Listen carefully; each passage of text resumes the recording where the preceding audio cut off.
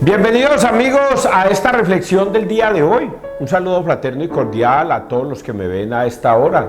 Gracias por acompañarme y ver esta reflexión que lo hago todos los días con mucho cariño. A quienes, a los que se lo quieran ver, no es que Jesucristo hasta él lo decía, el que quiera oír, que oiga. Por lo tanto, hasta él sabía que la palabra de él no le iba a llegar a todo mundo, sino a unos cuantos. Y los que a esos cuantos les llegara, a unos se les quedaba y a otros no. Por eso las escogencias del reino de los cielos no es para todo el mundo, sino para unos cuantos. Ustedes hoy van a escuchar la palabra de Dios, los que quieran oír, y ojalá no endurezcan su corazón, sino que sean dóciles a escucharla. Hay una cosa que yo les he venido diciendo y una vez más se las voy a repetir, ojalá se les meta en la cabeza y lo logren entender.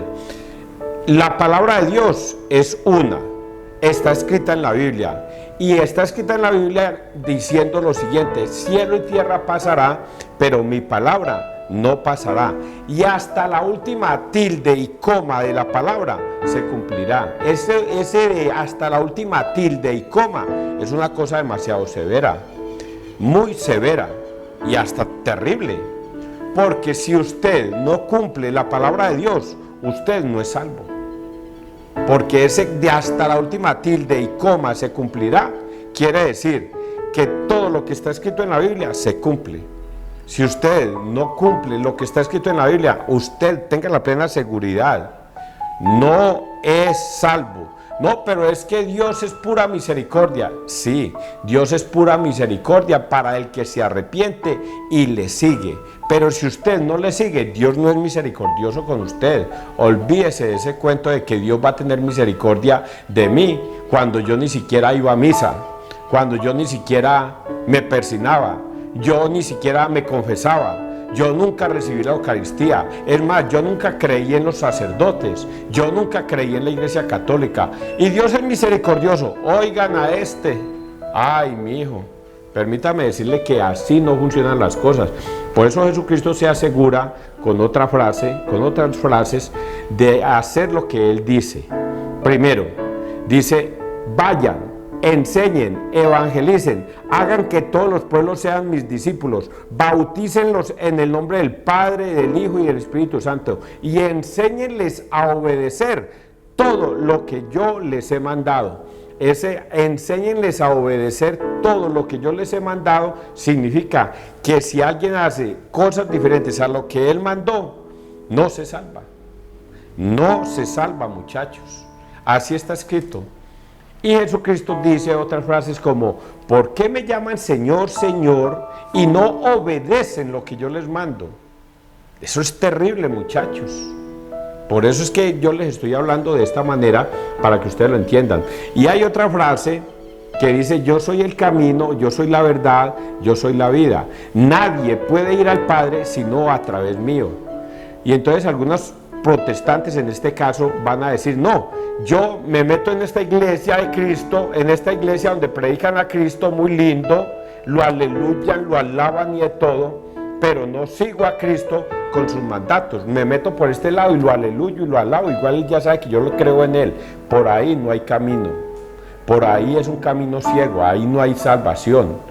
Si usted no sigue a Cristo porque Él es el camino, Él es la verdad y la vida, no hay. Otros dicen: no, pero por acá sí seguimos a Cristo, por acá sí, pero nosotros no nos vamos a confesar con un sacerdote, pero nosotros no vamos a recibir ese panicipio, esa Eucaristía, pero nosotros sí creemos en Cristo. También es un camino ciego, por ahí no hay nada. Tiene que regresar al redil, al camino de Cristo, y aceptar su verdad y sus mandamientos, porque el resto no hay salvación, muchachos.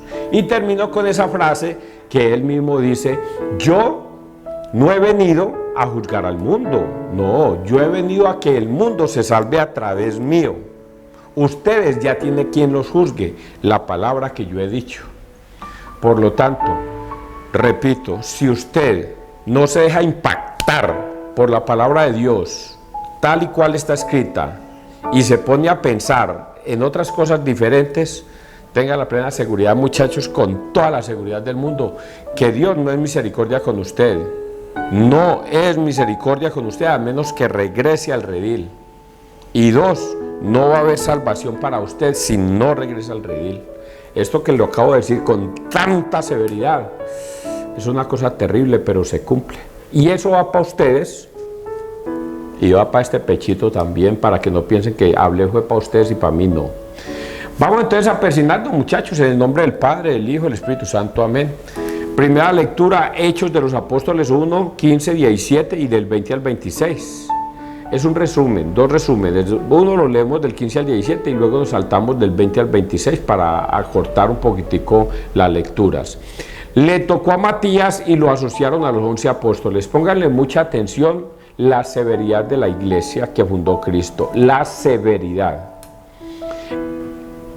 En aquellos días Pedro se puso en pie en medio de los hermanos.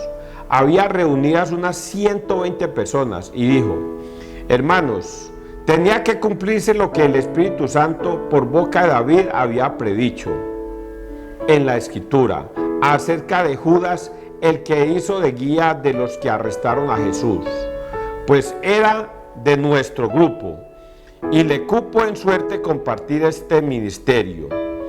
Y es que en el libro de los Salmos está escrito que su morada quede desierta y que nadie habite en ella, y también que su cargo lo ocupe otro.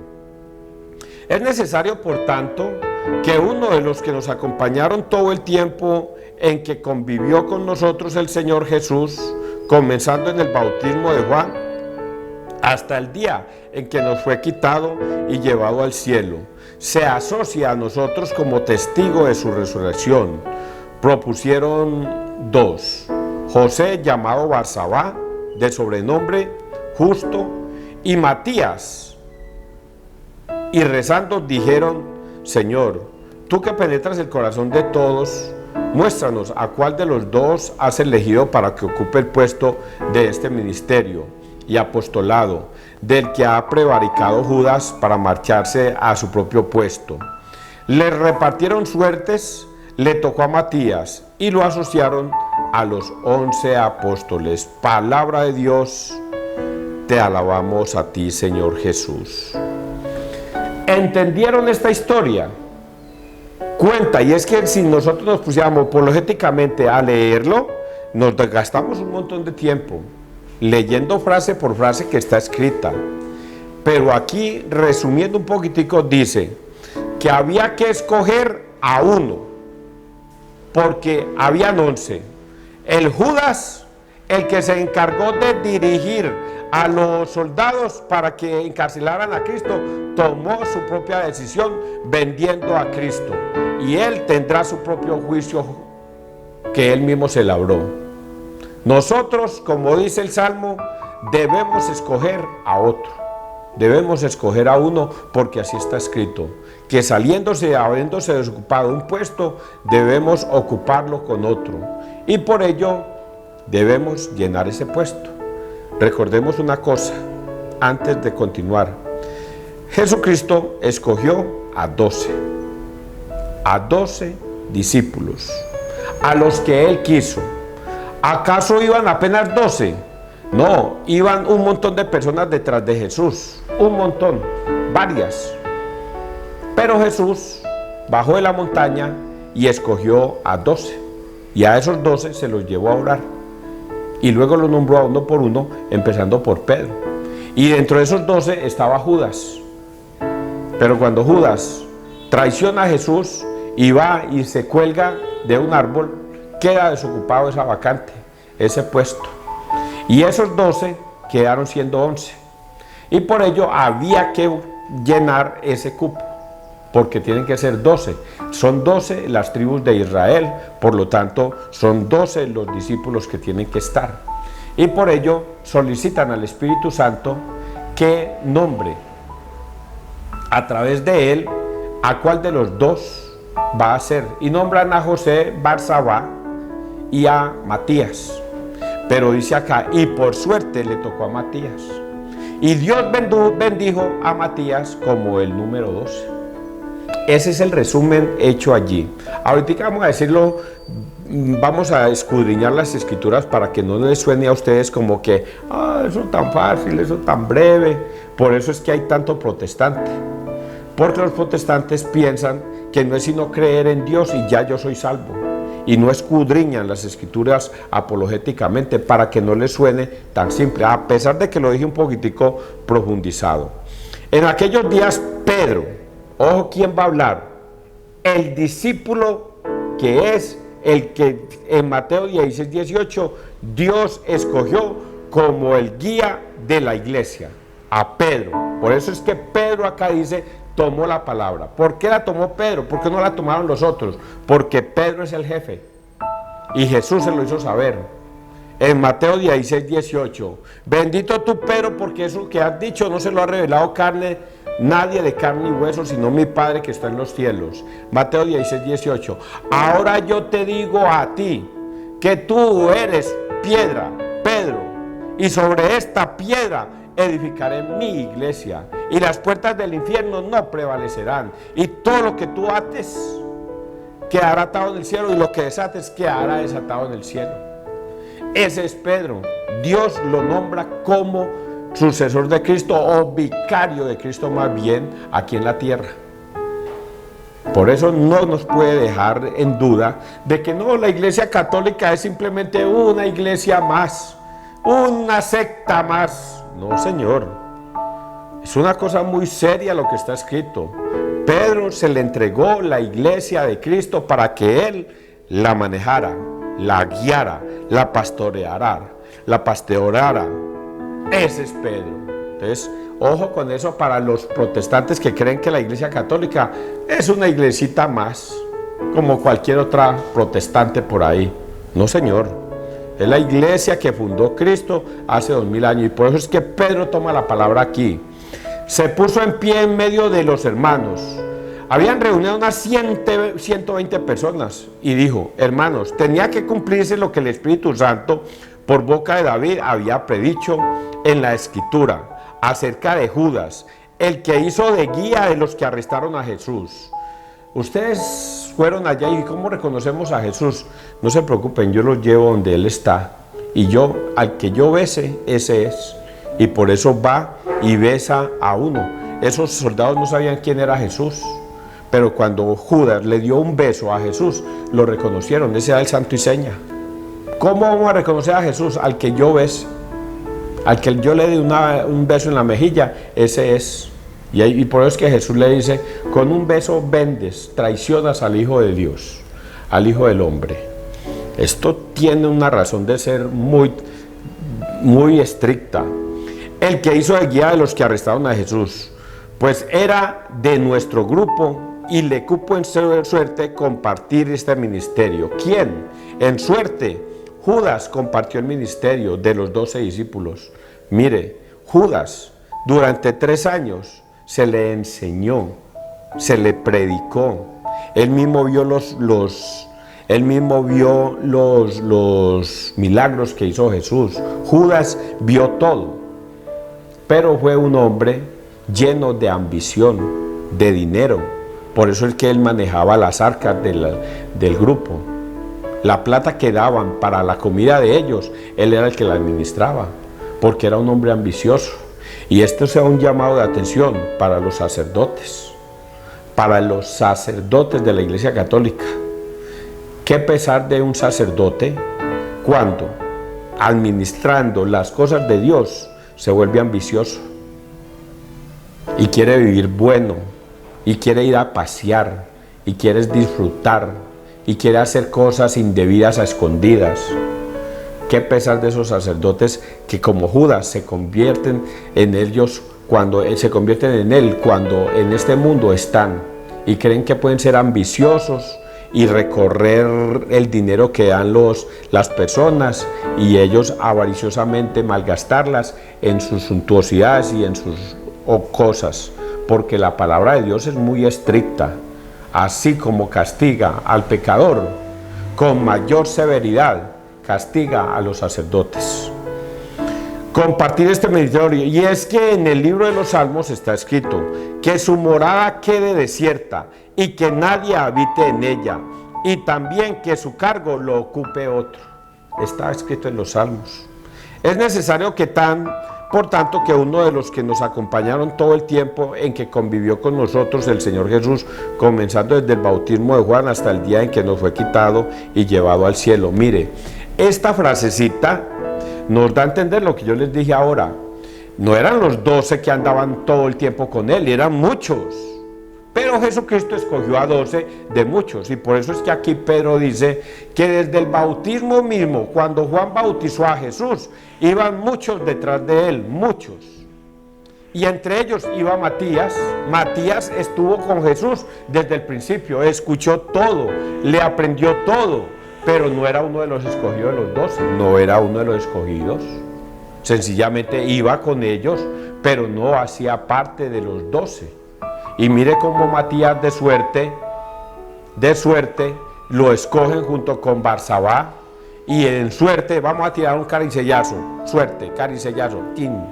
Con cara gana Judas, con sello gana Matías, tin, ganó Judas. Hay 10, cuando dicen en suerte, quiere decir que tiraron un caricellazo. Bueno, alguna cosa pero parecida. Tira un caricellazo y le tocó a Matías. ¿Por qué Matías termina siendo? Porque un caricellazo le dio la suerte a él. Y mire cómo lo adopta la iglesia. Cómo lo adopta la iglesia. Comenzando en el bautismo de Juan hasta el día en que nos fue quitado y llevado al cielo. Se asocia a nosotros como testigo de su resurrección. Propusieron 2 nombres. José, llamado Barsabá, de sobrenombre Justo, y Matías. Y rezando dijeron: Señor, tú que penetras el corazón de todos, muéstranos a cuál de los 2 has elegido para que ocupe el puesto de este ministerio y apostolado del que ha prevaricado Judas, para marcharse a su propio puesto. Oiga, qué palabras tan duras estas. Del que ha prevaricado Judas, quien se ha marchado para ocupar su propio puesto. Ni siquiera dicen que para ir al infierno, no, para ir a ocupar su propio puesto, el que él mismo se labró, el que él mismo se buscó al vender a Jesús por 30 monedas de oro, por haberlo vendido. A su propio puesto, dice acá. Le repartieron suertes. Cuando dicen le repartieron suertes, quiere decir tiraron un caricellazo o alguna cosa parecida. Pero el caso es que en suerte ganó Matías. Y mire lo que pasa, le tocó a Matías y lo asociaron a los 11 discípulos. Por eso Matías quedó siendo parte de los 12 discípulos. ¿Sabemos algo de Matías? Yo no sé nada de Matías. Yo no sé qué hizo. No escribió.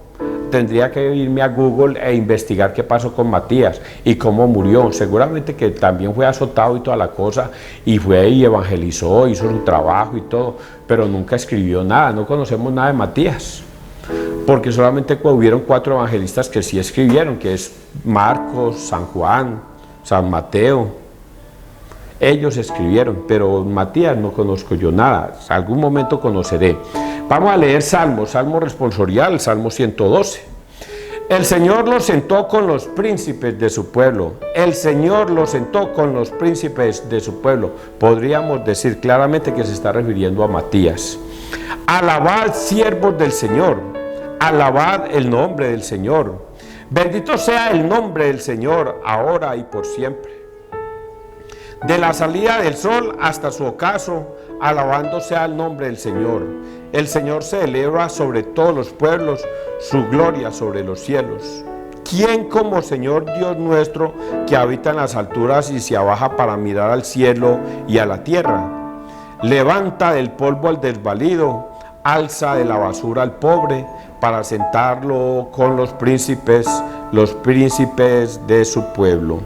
A veces nos cuesta trabajo entender los salmos, voy a decirlo así, porque a veces uno piensa, por ejemplo, en esta frase, levanta el polvo al desvalido, y uno ve a los pobres, igual de pobres y de llevados, y dice acá que levanta el polvo al desvalido, alza de la basura al pobre. Y cuando uno ve a un pobre por ahí cartoneando y buscando la basura y todas esas cosas, y uno dice, le conoce al Señor y el Señor te sacará de la pobreza, pero uno ve que ellos siguen siendo pobres, porque aquí uno no puede tomar estas palabras literalmente. No las puede tomar de esa manera. Levanta del polvo al desvalido y alza la basura al pobre para sentarlo con los príncipes de su pueblo. Tenemos que tomarlo de una forma más espiritual. No significa que el pobre que está cartoneando, buscando cartoncito para ir a venderlo para el sostenimiento de su familia, es un pobre miserable. No, es un hombre con todas las virtudes del mundo, pero que maneja su virtud, que es la de reciclar. Y Dios lo levanta de ahí y le dice: a él lo ensalzaré, por su pobreza lo ensalzaré y lo sentaré en un trono, entre los príncipes. Es algo espiritual, pero que sigue a Dios. Y vamos a leer el Evangelio, que es un Evangelio hermoso, muchas cosas para decir. Juan 15, 9, 17. No sois vosotros los que me habéis elegido, soy yo quien os he elegido. En aquel tiempo dijo Jesús a sus discípulos: como el Padre me ha amado, así os he amado yo. Permaneced en mi amor. Si guardáis mis mandamientos, permaneceréis en mi amor, lo mismo que yo he guardado los mandamientos de mi Padre, y permanezco en su amor. Os he hablado de esto para que mi alegría esté en vosotros, y vuestra alegría llegue a plenitud. Este es mi mandamiento, que os améis unos a otros como yo os he amado. Nadie tiene amor más grande que el que da la vida por sus amigos. Vosotros sois mis amigos, si hacéis lo que yo os mando. Ya no os llamo siervos, porque el siervo no sabe lo que hace su señor. A vosotros os llamo amigos, porque todo lo que he oído a mi Padre os lo he dado a conocer. No sois vosotros los que me habéis elegido, soy yo quien os ha elegido y os ha destinado para que vayáis y deis fruto, y vuestro fruto permanezca, de modo que lo que pidáis al Padre en mi nombre os lo dé. Esto os mando, que os améis unos a otros. Palabra del Señor. Gloria a ti, Señor Jesús. Oiga, recuerdo mis inicios con la palabra de Dios, predicando, que yo decía: un evangelio de estos me demoró 1 hora o 2 horas reflexionando sobre él, y este nos da pie para eso. 1 hora, 2 horas para reflexionar para Dios. ¿De qué se trata este mandamiento? Se habla del amor, el amor de Dios para con nosotros, el amor que le tuvo a Jesucristo y el amor de Jesucristo para con nosotros. Pero aquí hay una cosa que les dije desde el principio: no crean que por decir yo creo en mi Señor Jesús, gloria a Dios, aleluya, yo ya soy salvo y ya Dios me ama. No, papá, eso no es lo que está escrito acá, y eso es lo malo que interpretan los protestantes, que creen que solamente basta con decir yo creo en mi Señor Jesús y ya yo soy salvo. Y aquí hay unas condiciones, y unas condiciones muy severas, pero que Jesús las ha cumplido. Por eso Él dice cositas como las que vamos a leer, para no inventarlas yo. Dijo Jesús a sus discípulos. ¿A quién le va a hablar? A sus discípulos. Seguramente que por ahí estaba Matías entre ellos. Como el Padre me ha amado, así os he amado yo. Como el Padre me ha amado, así os he amado yo. ¿Por qué hice esto? Porque Jesucristo dice: todo poder se me ha dado en el cielo y en la tierra. Yo voy a hacer la voluntad de mi Padre. Por eso es que Dios me ha dado tal poder, porque yo amo a mi Padre y Él me ama. Y ese poder me lo ha entregado. Entonces dice: ay, como el Padre me ha amado, así os he amado yo. Pero mire lo que dice acá: permaneced en mi amor. Permaneced en mi amor. Si guardáis mis mandamientos, permaneceréis en mi amor. Eso es una frase muy dura. Yo tengo que decirlo dura, terrible. Si permanecéis en mi amor, guardaréis mis mandamientos. Por eso es que Jesucristo, ahorita se los dije: ¿por qué me llaman Señor, Señor y no obedecen lo que yo les mando? Vayan, prediquen, evangelicen, hagan que todos los pueblos sean mis discípulos, bautícenlos en el nombre del Padre, del Hijo y del Espíritu Santo, y enséñenles a obedecer todo lo que yo les he mandado. Y eso es lo que le está diciendo a sus discípulos. Ustedes, yo los amo, y ustedes, si me aman, permanecerán en mí, pero si guardan mis mandamientos. Si usted no guarda mis mandamientos, no.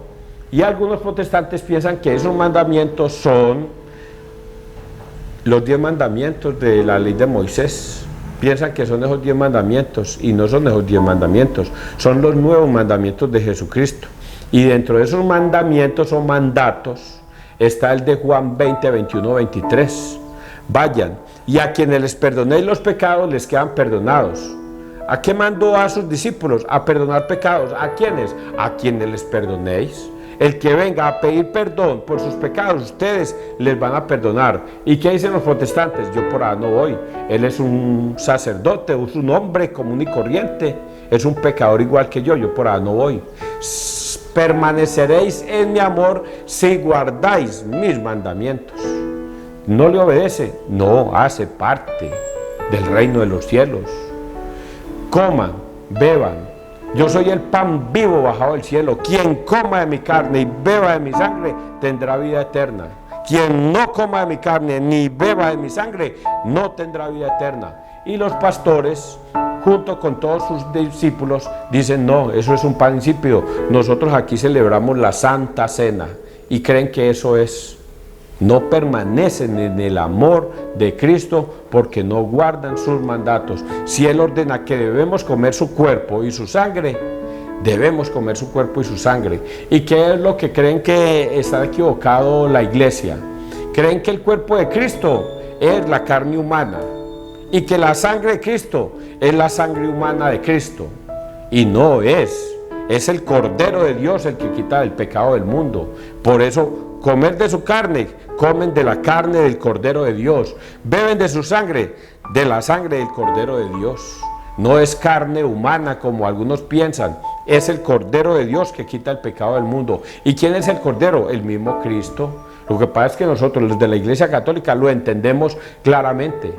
Entendemos que la hostia es el cuerpo y que el vino es la sangre. Ay, pero venga, César, es que cuando yo voy a comulgar no me dan sino la hostia, no me dan sangre. Pues resulta de que el sacerdote allá, cuando levanta el pan y levanta el vino, él coge la hostia y corta un pedacito y lo echa a la copa. Integra las dos especias, las integra en una.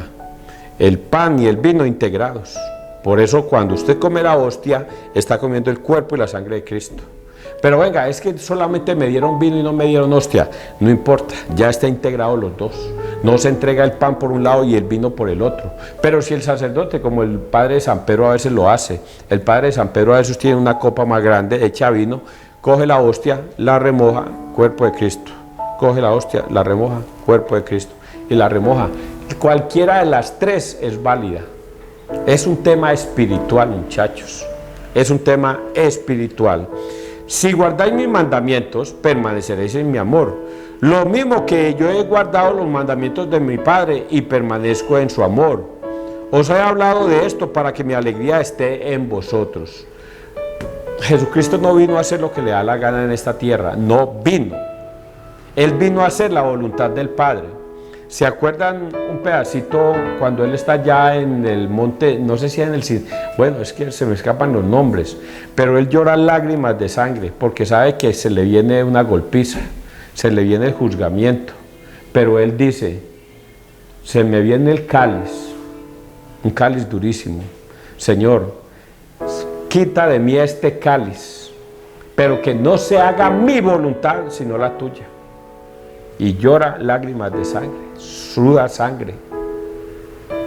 Que se haga tu voluntad y no la mía, porque Jesucristo sabe que Él vino fue a hacer la voluntad del Padre. Él no vino a hacer su propia voluntad, y por eso es que Jesucristo muere en la cruz haciendo la voluntad del Padre. Y por eso es que Él dice en la cruz: todo se ha consumado, todo lo que tú me has pedido, todo lo he hecho, se ha consumado. ¿Y dónde vence Cristo al demonio? En la muerte. Cuando Jesucristo muere, muere el demonio con él. Y al resucitar Cristo, nos libera de ese pecado mortal que era el de no poder resucitar. Y cuando Cristo resucita, resucita con todos los que quieren ser resucitados. Llegue a plenitud. Y mire esta otra parte: os he hablado de esto para que mi alegría esté en vosotros y vuestra alegría llegue a plenitud. Este es mi mandamiento, que os améis unos a otros como yo os he amado. La plenitud en Cristo la podemos experimentar aquí en la tierra solo sí y solo sí. Ojo con lo que estoy diciendo para los protestantes. Solo sí y solo sí. Si usted va al confesionario y se arrepiente de sus pecados, va a la Eucaristía y recibe el cuerpo y la sangre de Cristo, ahí recibe la plenitud de Cristo. Yo alabo a mi Señor Jesús, gloria a Dios, aleluya, lo canto, lo alabo y yo estoy recibiendo la plenitud de Cristo. No, Señor, es una fe vana, no está recibiendo nada. Ojo lo que acabo de decir: solo sí y solo sí, si usted va al confesionario, se confiesa y recibe el cuerpo y la sangre de Cristo en estado de gracia. De resto no, de resto no. Y termino: nadie tiene amor más grande que el que da la vida por sus amigos. Vosotros sois mis amigos si hacéis lo que yo os mando. Vuelve y les repite: si hacen lo que yo les mando, ustedes son mis amigos. Y ya no los llamo siervos, sino amigos. Pero si hacen mi voluntad, si hacen lo que yo les mando, lo que yo les digo, si hacen la voluntad, yo les digo: Señor, a vosotros os he llamado, pero porque he oído a mi Padre, os lo he dado a conocer. No sois vosotros los que me habéis elegido, soy yo quien os he elegido y os ha destinado para que vayáis y deis fruto, y vuestro fruto permanezca, de modo que lo que pidáis al Padre en mi nombre os lo dé. Esto os mando, que os améis unos a otros. Si yo los mando. Por eso termino con una frase de Mateo 7, 21, 23. Mateo 7, 21, 23 les da una bofetada a los protestantes. Ojalá hoy me estén escuchando. Ojalá me estuvieran escuchando. Mateo 7, 21, 23. No todo el que me dice Señor, Señor, entrará al reino de los cielos, sino el que hace la voluntad de mi Padre que me ha enviado. Muchos me dirán: Señor, nosotros aleluyamos, arrojamos demonios, nosotros hacíamos milagros en tu nombre. Y el Señor, ¿qué les contesta? No los conozco. Alejaos de mí, hacedores de la maldad, porque no hacían la voluntad de Cristo en la tierra. No fueron al confesionario, no fueron a la Eucaristía. Pensaron que por predicar y aleluyar y glorificar a Cristo y cantar las mejores alabanzas que los elevaba era más que suficiente. Y Jesucristo les dice al final: alejaos de mí, hacedores de la maldad, porque no reconocieron a Cristo en la cruz, no lo reconocieron en la Eucaristía. Eso es una cosa muy seria, muchachos, muy seria. Que Dios te bendiga, que Dios nos bendiga donde quiera que todos estemos.